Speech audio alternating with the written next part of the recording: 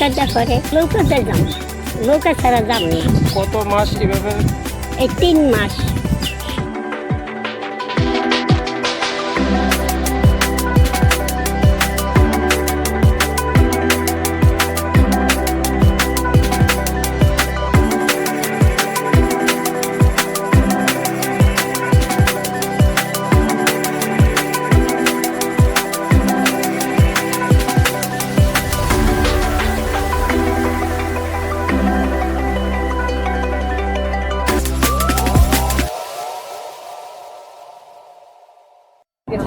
আমরা এই বোটে যারা আছি সবাই নন্দলালপুরে যাচ্ছি। আজকে প্রখর রৌদ্র, আজকের তাপমাত্রা হচ্ছে 34°C। তাই প্রায় সবাই ছাতা মাথায় দিয়ে বোটে উঠছে। এই যে দেখতে পাচ্ছেন মানুষ কি পরিমাণ গরমে ভুগতেছে। আমাদের নৌকাটি এখন ছেড়ে দিল, চলুন যাওয়া যাক।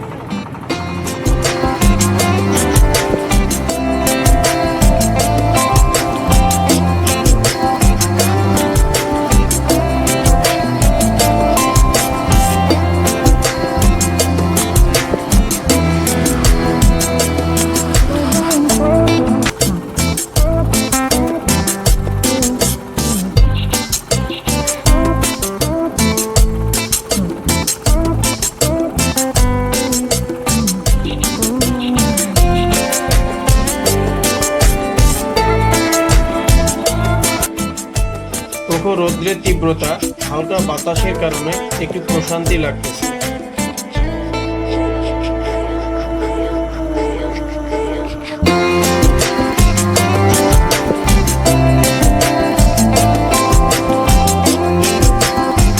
দৈনন্দিন প্রয়োজনীয় বাজার করে ফিরে যাচ্ছে। আবার কিছু যাত্রী আছে তারা ওপারে অর্থাৎ নন্দলালপুরে ঘুরতে যাবে। দেখতে দেখতে ঘাটে এসে পৌঁছাইলাম আমরা। এবার ঘাট থেকে নেমে ওপারে উঠব।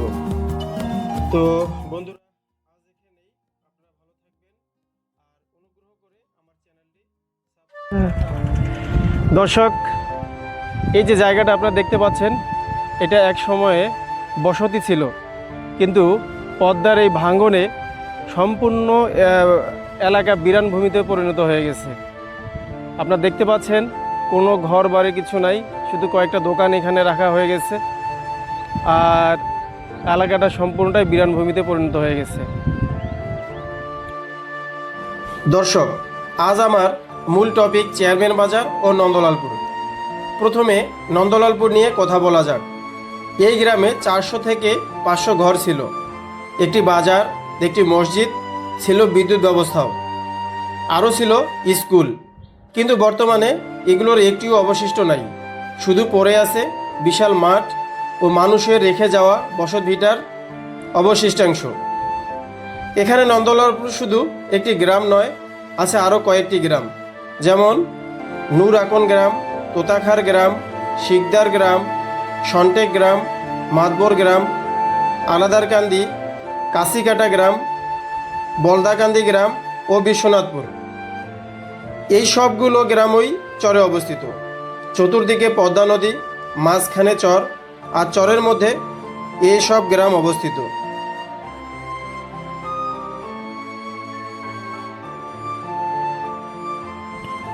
ভৌগোলিকভাবে এ চরটি ফরিদপুর জেলার সদরপুর থানার দেয়ারা নারকেলবাড়িয়া ইউনিয়নের অন্তর্গত। এই সম্পূর্ণ চরটিতে প্রাইমারি স্কুল আছে 9টি, হাই স্কুল 1টি, মাদ্রাসা 5টি, মসজিদ প্রত্যেক গ্রামে 1টি, এবং লোক সংখ্যা কমপক্ষে 1 লক্ষ থেকে 1,20,000 হতে পারে। কিন্তু অত্যন্ত দুঃখের বিষয় যে এখানে একটি হাসপাতালও নাই এবং কমিউনিটি হাসপাতালও নাই। তাই এখানকার মানুষজন অসুস্থ হয়ে পড়লে নদী পার হয়ে পার্শ্ববর্তী দোহারে আসে। তো আর কথা বাড়াবো না, ভিডিওটি দেখতে থাকুন। আর আমার অনুরোধ রইল চ্যানেলটি সাবস্ক্রাইব করার জন্য।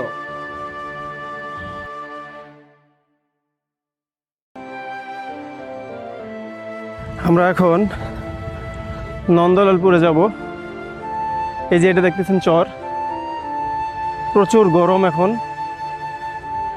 তারপর আমরা বের হয়েছি দুইজন, আমি এবং আবদুল্লাহ ভাই সহকারে। এই হলো নন্দলালপুর, এই পাশের চর। আমরা চরের মধ্য দিয়ে হাঁটতেছি, সামনে কয়েকটা দোকান আছে। প্রচুর পানি পিপাসা পাইছে, এখন কিছু পানি পান করবো ওখানে গিয়ে। আর পাশের আশেপাশের জায়গাগুলো হচ্ছে এরকম, চরটা হচ্ছে এরকম। এর আশেপাশে কি আছে আরও সুন্দর সুন্দর ভিডিও দেখার জন্য অপেক্ষা করেন, আমি সেই ব্যবস্থা করব। দর্শক, আপনারা দেখতে পাচ্ছেন আমার পাশে যে জায়গাগুলো, এগুলো কিন্তু তোমার প্রত্যেকটাই কিন্তু বসত ভিটা ছিল। এখন কিন্তু কোনো বসত ভিটা অবশিষ্ট নাই। এর মূল কারণ হচ্ছে পদ্মার ভাঙ্গন এমন পর্যায়ে চলে গেছে যে বসত ভিটার কাছেই একদম নিকটে এসে গেছে। যদি বেশি দেরি করতো তারা, তাহলে হয়তো তাদের বসত ভিটা পর্যন্ত চলে যেত। তাই বাধ্য হয়ে তারা এই এলাকা ছাড়তে বাধ্য হয় আর কি। এই যে দেখতে পাচ্ছেন ওনাদের ভিটা মাটিগুলা, কত না স্বপ্ন দেখতো তারা এই ভিটাকে কেন্দ্র করে। আজকে কিন্তু সেগুলো একেবারে বিরান ভূমিতে পরিণত হয়ে গেছে। দেখেন, আরেকটু যদি উঁচু করে দেখে আপনাদের, তাহলে এরকম দেখাবে।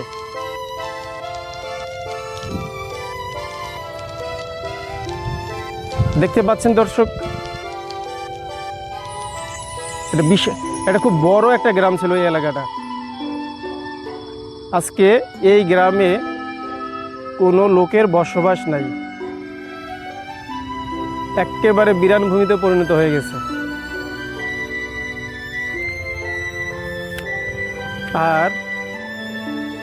আর যদি কিছু বলি, এই এলাকার মানুষের সঙ্গে কথা বলে যেটা বুঝলাম, এই এলাকার এখানে যারা বসত ভিটায় ছিল তারা এখান থেকে প্রায় 5 থেকে 7 কিলোমিটার দূরে, 2 কিলোমিটার দূরে বসতি স্থাপন করছে এবং সেখানে আরেকটা ছোট বাজারও তৈরি করছে।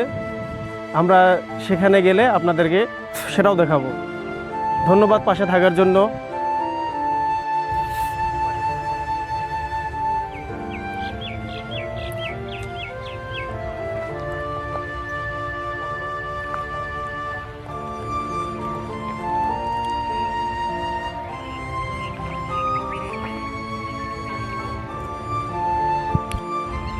দর্শক, আমি এখন যে জায়গায় আছি এটা হচ্ছে নন্দলালপুরের একটা গ্রাম ছিল। এই জায়গায় কত মানুষ তাদের স্বপ্ন দেখেছিল এই জায়গাকে কেন্দ্র করেই। মা বাবা ভাই বোন নিয়ে তারা একত্রে বসবাস করত। আজকে কিন্তু তারা কেউ নাই এখানে। এর মূল কারণ হচ্ছে নদীর ভাঙ্গন।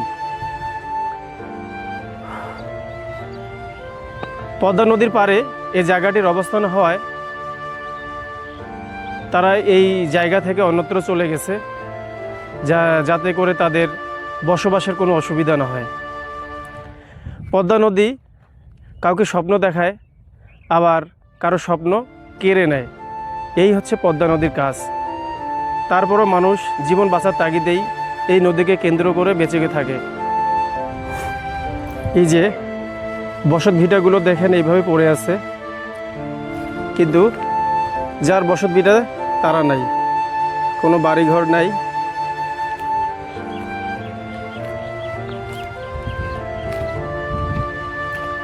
শুধু গাছপালাগুলো আছে চিহ্ন হিসাবে।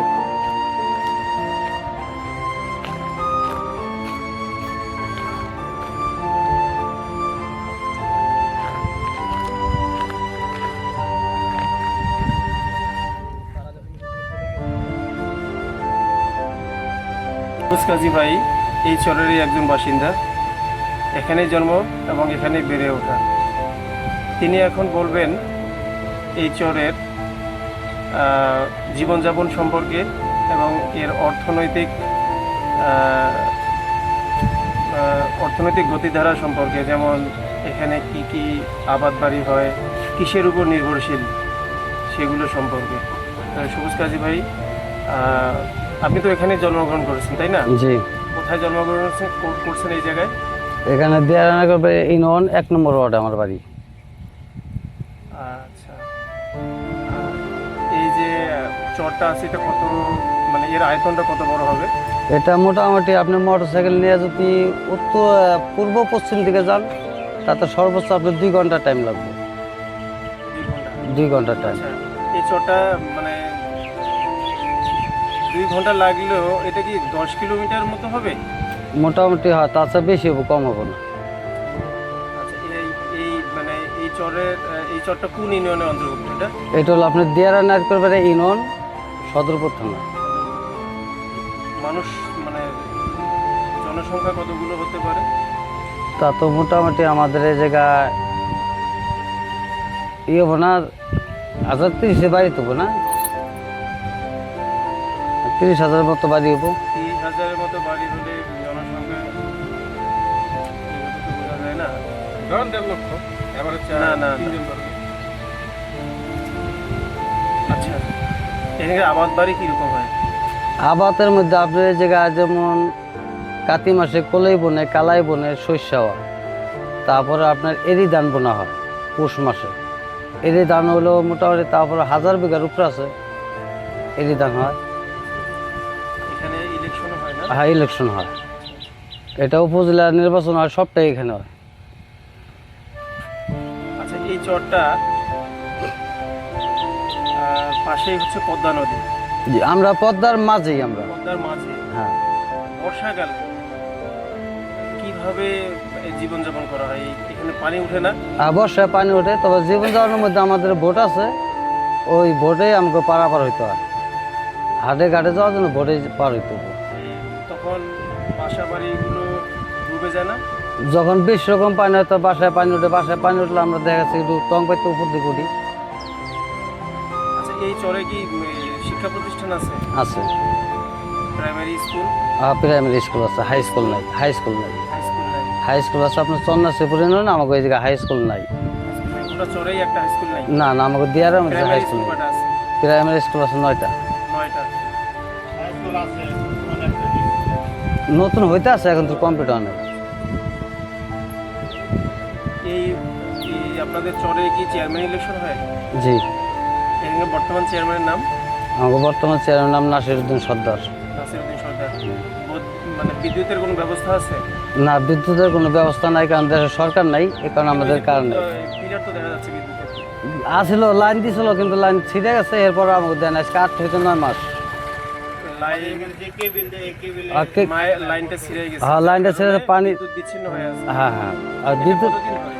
8 থেকে 9 মাস যাব তো লাইনটা ছিঁড়ে গেছে, আর আমাকে ঠিক করে দেন। আচ্ছা, এখানকার প্রধান যে আয়ের উৎস, সেটা কি নদী থেকে মাছ সংগ্রহ, না আপনার ওই জমির ফসল?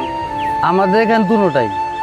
ফসল আমরা আর নদীর মাছ? হ্যাঁ, আমাদের নদীতে যেমন মাছ পাবো হলো 9 মাস, আর 9 মাস, এবং 3 মাস হলো আপনার এই টানের কাম।